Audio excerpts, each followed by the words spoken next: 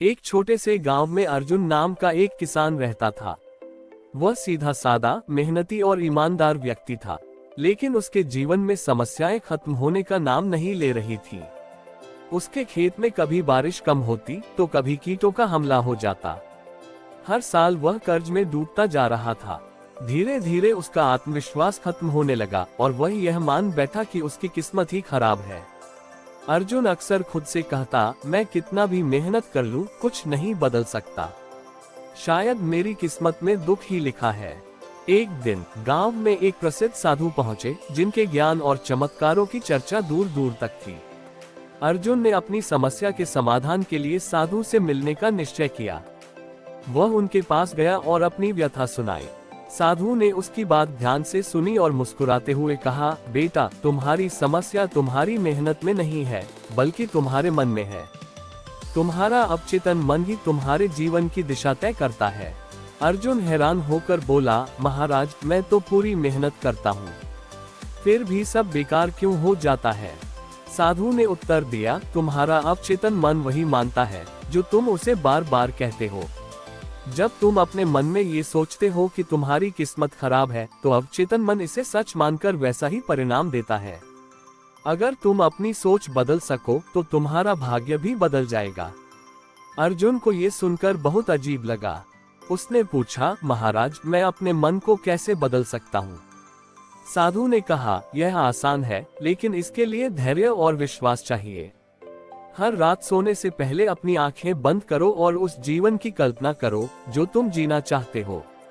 अपने खेतों को हरे भरे देखो, खुद को कर्ज मुक्त और खुश महसूस करो।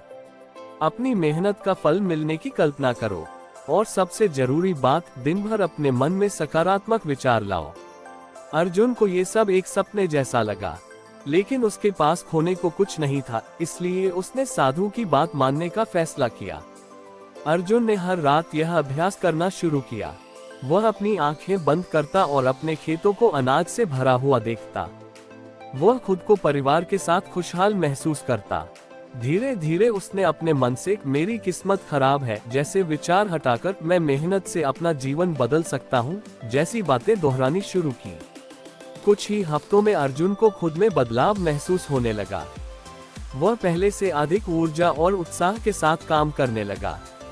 अब वह हर समस्या के समाधान पर ध्यान देने लगा, बजाय इसके कि वह अपनी किस्मत को दोष दे। उसने आधुनिक खेती के तरीकों के बारे में पढ़ना शुरू किया और उन्हें अपने खेतों में लागू किया। अगले सीजन में उसकी फसल पहले से कहीं अधिक अच्छी हुई। उसने न केवल अपना कर्ज चुकाना शुरू किया, बल्कि कुछ पैसे बचाने भी लगे। उसका आत्मविश्वास लौट आया और वह ये समझ गया कि मेहनत के साथ साथ सकारात्मक सोच कितनी जरूरी है। कुछ सालों बाद अर्जुन का नाम पूरे गांव में एक सफल किसान के रूप में लिया जाने लगा। लोग उससे सलाह लेने आने लगे।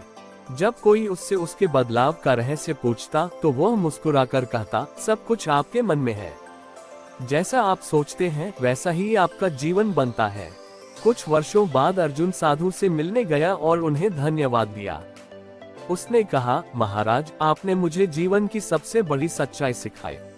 मैंने अपने मन की शक्ति को पहचाना और अब मैं अपने भाग्य का निर्माता खुद हूँ। साधु ने मुस्कुराते हुए कहा, स्मरण रहे, तुम्हारा अवचेतन मन तुम्हारा सबसे बड़ा मित्र है। अगर इसे सही दिशा दो तो यह असंभव को भी संभव बना सकता है। अवचेतन मन की शक्ति अपार है। हम जैसा सोचते हैं वैसा ही हमारा जीवन बनता है। अगर हम अपने अवचेतन मन को सकारात्मकता और विश्वास से भर दें तो हम अपने जीवन की दिशा बदल सकते हैं। हमारे विचार ही हमारा भविष्य है।